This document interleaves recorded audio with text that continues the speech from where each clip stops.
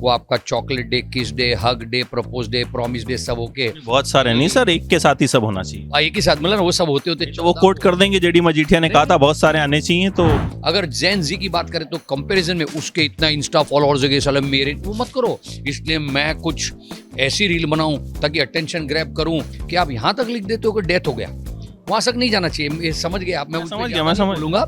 ये तो थोड़ा मजेदार भी होना चाहिए इंटरव्यू। बेटी को खुशी से जो देना चाहे वो दो, क्या बात है। ये एक तरह का दहेज है।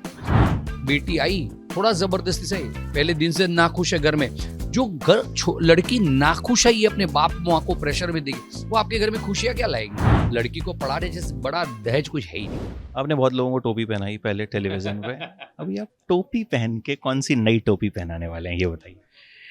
मैंने, आप याद करके मुझे बताइए कि किसको टोपी पहने। मैंने जिंदगी में सिर्फ और सिर्फ अपने आप को टोपी पहनी। एंटरटेनमेंट की टोपी, एंटरटेनमेंट की टोपी। एंटरटेनमेंट की टोपी तो क्या है, देखो एंटरटेनमेंट में कुछ भी पहना हो ना वो तो अच्छा ही लगता है।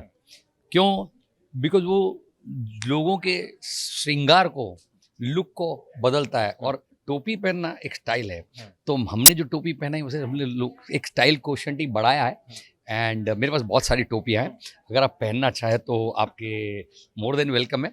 मैं बहुत अच्छी तरह से टोपी को, अब अगर हम अंग्रेजी नाम दे दे जो जेन जी को ऐसा लगेगा, हैट, मैं हैट पहनाता हूँ क्योंकि मेरी कंपनी का नाम है, हमारी एंटरटेनमेंट, हमारी कंपनी का नाम है हैट्स ऑफ प्रोडक्शन। तो ये बताइए, हाँ, हैट्स ऑफ जो है Hats वो off। कब होता है आपको पता है? जब आप एक अच्छा परफॉर्म करते हैं और अभिवादन होता है। ये थिएटर की कंपनी है, हमने थिएटर से शुरू किया था। तो जब थिएटर में आप जब हैट्स ऑफ बोलते हैं तब आप ऐसे झुक के हैट लेके ऐसा करते हैं, कर सकते हैं। बाल बिगड़ जाएंगे। ये बताइए पहले तो, ये तो इस पे तो बात करेंगे, हमने बड़ी सारी बातें सुनी भी। ये जो स्टाइल है, स्टाइलिश रखा है या खुद ही? नहीं, स्टाइलिश अपने आप को मानता हूँ, रखना चाहिए, रहना चाहिए। आप जिस फील्ड में हो वो फील्ड क्या है ना, अपने आप को बहुत मौका देता है। इस फील्ड के दो किस्म की लाइफस्टाइल होती है। एक, मैं हमसे यंगस्टर्स को बहुत बोलता हूँ कि मनोरंजन के क्षेत्र में एक लाइफस्टाइल ये होती है कि आप आओ, आप लोगों से मिलो, पार्टी, ये वो करते आपकी कुछ आदतें ऐसी हो जाती है कि वो आपको एक ऐसी दिशा में ले जा सकती है, गलत भी हो सकती है।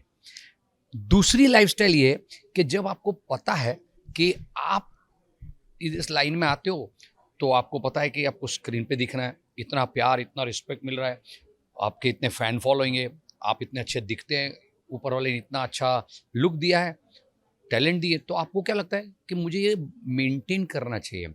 ये जो इतनी एक ये ब्लेस्ड चीज़ है ईश्वर ने हमको दी है, तो उसको मेंटेन रखना अपना फ़र्ज़ है। वो एक लाइफस्टाइल है। तो you become health conscious, you go to gym, आप खाने पीने में एक परहेज रखते हो, अच्छे से मज़ेदार रहते हो। और दूसरा, तीसरी बात जो ये सबको साथ रखने का होता है, हैप्पी, ब्लेस्ड। मैंने जैसे कहा कि अगर हमको सब कुछ सही सलामत दिया ईश्वर ने, तो मैं कोई चीज़ का स्ट्रेस नहीं रखता हूँ, अपने काम को बहुत प्यार करता हूँ, पैशनेटली काम करता हूँ और खुश और पॉजिटिव रहता हूँ। कि जो है ना, सिचुएशन तो रोज आती है। एज अ प्रोड्यूसर 3 शो चल रहे हैं मेरे, तो उसमें बहुत सारी चैलेंजेस रोज होती है। एक इतनी भी सिकंज नहीं लाती, मुझे मालूम है हो जाएगा, रास्ता निकल। तो पॉजिटिव एटीट्यूड के साथ जिंदगी जीना सबके लिए इंपॉर्टेंट इसलिए है। आप कोशिश करके देखना, आपका कुछ नहीं बिगड़ेगा, और बिगड़ा तो कुछ नया निकलेगा। ऊपर वाले ने आपकी कहानी बना के रखी है, आपको सिर्फ मेहनत करनी है, विश्वास के साथ आगे चलो and feel and be happy. तो ये सब मेंटल, फिजिकल, सारी हेल्थ खूब बहुत अच्छी रहेगी और वो झलकेगी।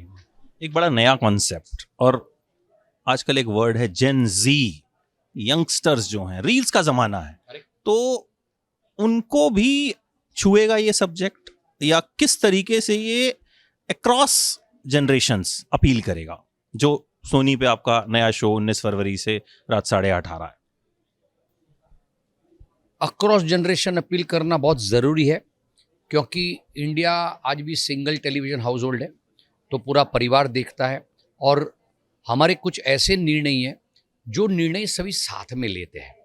पर जेन जी के लिए इसमें सबसे बड़ी बात यह है कि ये जो शो है उसमें एक लव स्टोरी बहुत बड़ी खूबसूरत है, जिसमें लड़की लड़के को कहती है वैलेंटाइन आ रहा है, आपकी ज़िंदगी में बहुत सारे वैलेंटाइन्स आएंगे जेन जी में, वो आपका चॉकलेट डे, किस day, hug day, propose day, promise day, सब होके बहुत सारे नहीं सर, एक के साथ ही सब होना चाहिए। एक ही साथ मतलब वो सब होते होते तो वो कोट कर देंगे, जेडी मजीठिया ने कहा था बहुत सारे आने चाहिए, तो मैं कह रहा हूँ डेज बहुत आएंगे, तो 14 बहुत लोग नहीं आने चाहिए।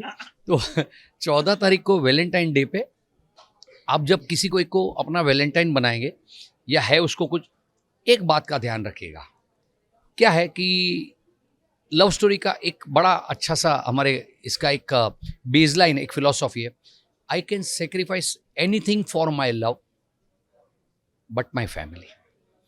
कि प्यार के लिए कुछ भी सेक्रीफाइस करना चाहिए। आपने ये खाना नहीं खाया, आज भाग के उसके काम में रह गए, या बहुत कुछ किया, यहाँ से ट्रैवल किया, वो मुसीबत में खड़े, हर कुछ चीज कर लीजिए, प्यार तो वही होता है। पर अगर कोई परिस्थिति ऐसी आ जाए कि you have to sacrifice your family, इतने सालों से माँ बाप ने पाल पोस के बड़ा किया, फिलोसॉफिकल डिफरेंस हो सकते, मैं ये भी नहीं कहता हूँ अपने प्यार को छोड़ दो, रिजॉल्व दोस डिफरेंसेस और वक्त लो, कोई जल्दी नहीं होती है। जल्दबाजी में जो करोगे तो पीछे बहुत पछताओगे। क्यों? अगर आपके पीछे से फैमिली का सपोर्ट चला गया, बहुत अनुभव से बोलता हूँ, पर्सनल अनुभव से बोलता हूँ, कि फिर आपको बहुत फैमिली मिस करता है। वो मिस करता है तो आपको सामने वाला बंदा ही आपका प्यार प्रेमी गलत लगने लगता है कि इसकी वजह से मेरा परिवार चला गया। झगड़े तो उसके साथ होने ही है। तो वो सारा ना बहुत दुख देता है। हम इतना सक्षम बन जाए कि हम वार्तालाप से सभी कुछ सॉर्ट आउट कर ले और फिर इस मुद्दे पे आगे बढ़े। तो पहला है, will sacrifice anything for our love but family. दूसरा,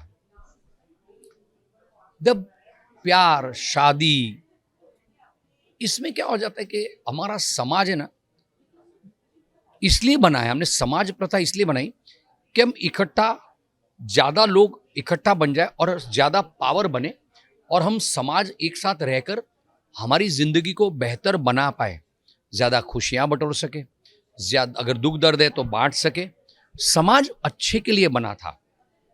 सिविलाइजेशन से शुरू होके हमने क्या किया ना, अब जो हमारी कुछ रीतें हो रही हैं वो देख रेख में एक दूसरे की, हमने उसमें कुछ चीजों को बहुत ही बिगाड़ दिया। अरे उसने ये किया तो समाज में उसका इतना नाम हो गया, मैं ये करता हूं, मैं ये करती हूं, वो नहीं होना चाहिए।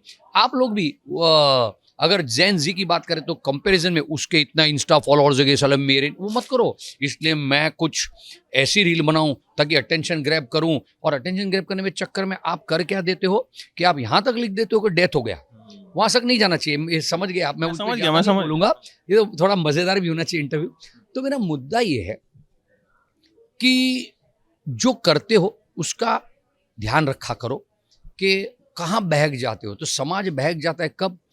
जब देखा देखी में आप ये एक्सपेक्ट करते हो कि हमारी जिंदगी में जो खुशियां नहीं है वो आने वाली बहू ला सकती है, तो हमने बेटे को पढ़ाया, इतना पैसा खर्चा किया, तो हिसाब है क्या?